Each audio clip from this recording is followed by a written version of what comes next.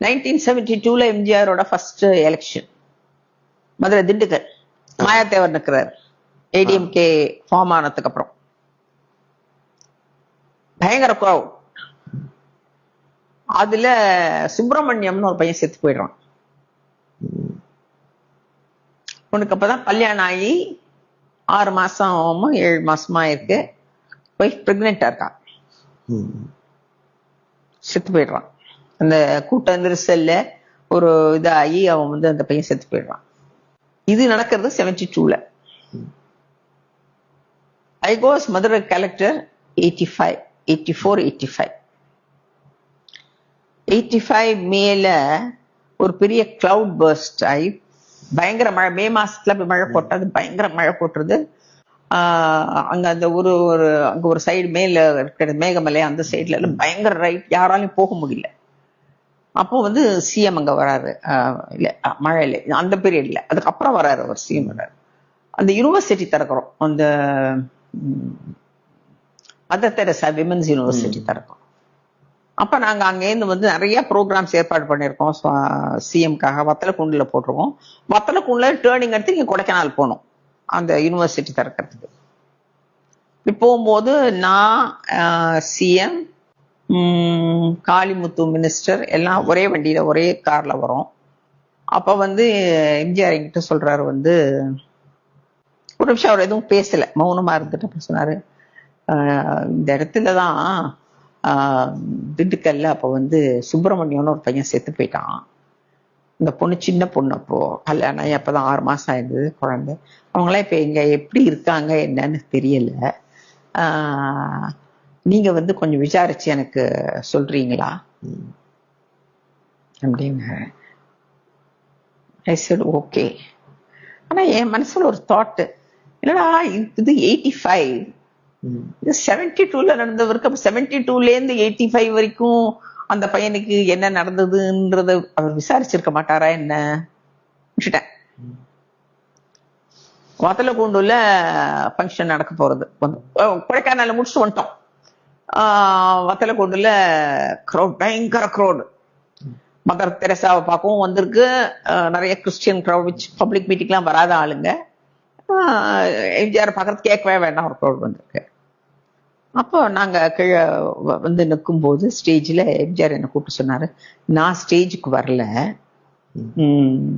நீங்க மதர் தெரசாவை கூப்பிட்டு போய் இன்ட்ரடியூஸ் பண்ணி விட்டு அவங்கள பேச சொல்லுங்க. எனக்கு ரொம்ப கவலையா போயிடுச்சு.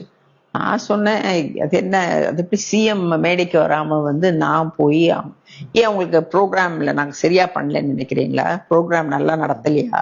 ஐயோ அப்படிலாம் சொல்ல, நீங்க நடத்தும் போது எப்படி நல்லா, நீங்க இங்க இருக்க க்ரௌட பாருங்க. நல்ல க்ரௌட், எப்போ உங்களுக்கு வர க்ரௌட் தானே, இதுல என்ன அதிசயம்? இல்ல பாருங்க, கன்னியாஸ்திரிகள் அவங்க எல்லாம் வந்திருக்காங்க.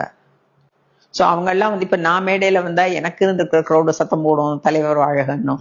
அவங்களுக்கு எல்லாம் அன்ஈஸியா ஃபீல் பண்ணுவாங்க. அவங்க எல்லாம் இந்த மாதிரி பப்ளிக் மீட்டிங் எல்லாம் வராத ஆளுங்க.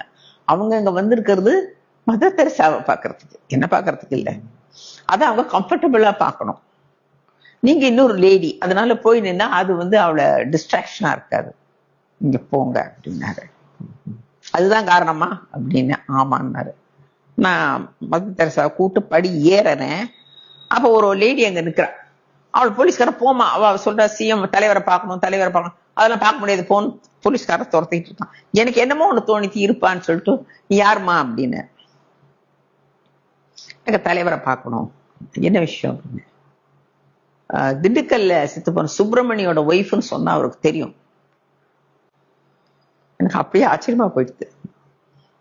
நான் குடுகுடுன்னு கையை பிடிச்சி இழுத்துட்டு வந்துட்டு சிஎம் முன்னால கொண்டு இதுதான் சுப்பிரமணியத்தோட ஒய்ஃப்.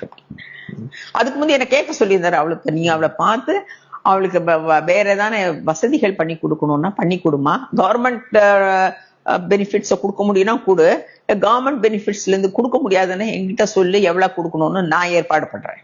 சரி. அப்ப அதை கூப்பிட்டு போய் கேட்டேன். ஆமா, உன்னை பத்தி தான் பேசிட்டு இருந்தாரு கார்ல வரும்போது, உனக்கு என்ன ஹெல்ப் வேணும்னு கேட்டு சொல்ல சொன்னாரு. நான் அவர்கிட்ட சொல்லி உனக்கு அந்த உதவியை பண்ண சொல்றேன் சொன்ன. என் வீட்டுக்காரர் இல்லைன்ற ஒரு குறைய தவிரமா எனக்கு எந்த குறையும் இல்லை. தலைவர் ஏன் உங்ககிட்ட அப்படி சொன்னாரு, என்னமோ எனக்கு எதுவுமே பண்ணாத மாதிரி, எனக்கு நிறைய பண்ணியிருக்காரேம்மா, அதுக்கு நன்றி சொல்லதான் நான் இங்க வந்தேன். எனக்கு எல்லாமே இருக்கு. என் ஹஸ்பண்ட் இல்லைன்ற ஒண்ணு குறைய தவிர எனக்கு எல்லாமே பண்ணி கொடுத்துட்டாருமா அப்பவே. இதுதான் பாருங்க அந்த குழந்தை அப்படின்னு காமிச்சா.